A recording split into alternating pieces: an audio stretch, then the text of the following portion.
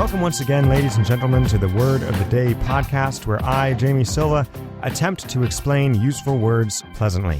The words themselves, though, do not necessarily reference pleasant things, as evidenced by today's word, beset. This means to be attacked, assaulted, or assailed by something, either physically dangerous or just generally objectionable. And most likely, you'll be attacked or beset by it all of a sudden, or out of nowhere. And here's the online definition to compare with my own, as is customary. Quote, of a problem or difficulty, to trouble or threaten persistently.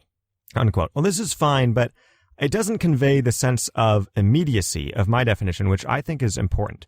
You probably wouldn't say, for example, Darlene was gradually beset by muscle soreness after doing too many squats.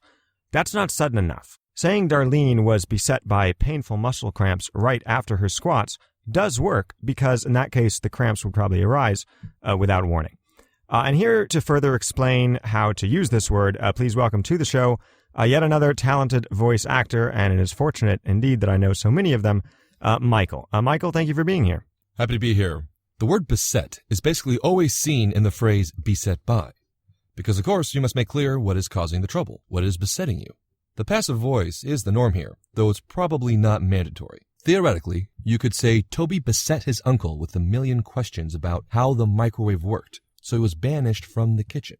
But with this word, it makes more sense to express this from his uncle's point of view, i.e., Toby's uncle was beset by a million questions about how the microwave worked, etc. Just so. Now it's time for a short etymology interlude. Beset comes from an old English word meaning, among other things, besiege, which means to surround something, usually a city, with an army in order to capture it or force its surrender. Basically, besiege turns the noun siege into a verb, just like how the noun form of moan can turn into the verb form bemoan, which of course just means to moan about or lament something. Let's stick to the main etymology, okay? That's fine. So this idea of surrounding a city, of besieging it, is actually a really useful image for beset, I think. If you're beset by something, you're surrounded, you're under attack. Probably metaphorically, but quite possibly literally. Well, you're about to be beset by some fantastic examples of how to use the word in ordinary conversation. Example number 1. While carelessly tramping through the underbrush, Harold was suddenly beset by bees. Example number 2. After the release of her best-selling book, Liz was famous. This was lucrative, but it also meant she was beset by annoying fans everywhere she went. Example number 3. Beset by stacks of overdue paperwork, Stan had to stay late at work. Great. So this actually is not too hard in my mind to incorporate into a conversation, because you can plan ahead of time and place it, at the start of a story about a problem you faced or a challenge that you overcame, like this. So I might say, I was beset by fatigue during yesterday's half marathon, and that was absolutely exhausting. Oh, that's nothing. I was beset by thirst.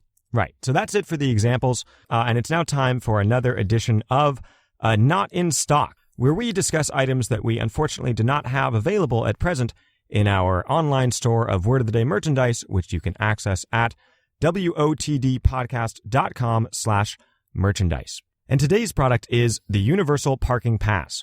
If you've ever driven around San Francisco or LA or some other congested urban center, you know that the surest sign you're not allowed to park in a given spot is that the parking spot is open. If parking there was permitted, someone already would have taken it.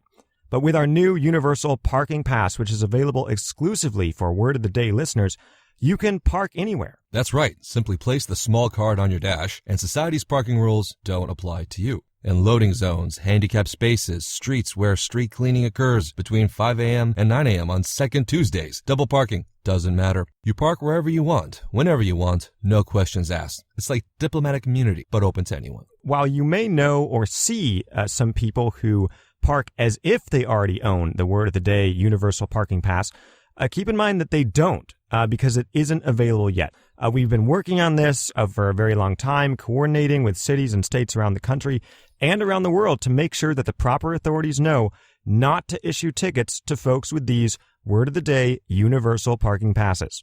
Unfortunately, we still have some things to sort out with our contacts in Beirut, making sure they know it applies to bikes and motorcycles and tractors as well. And we want to have a unified product rollout. So we won't be releasing the universal parking pass anywhere until we can release it literally everywhere. Well, that is too bad, but I'm sure the kerfuffle in Beirut will be resolved in no time, so be sure to monitor the Word of the Day online store daily so you can get yours before they're sold out, and my guess is they're going to go pretty quickly.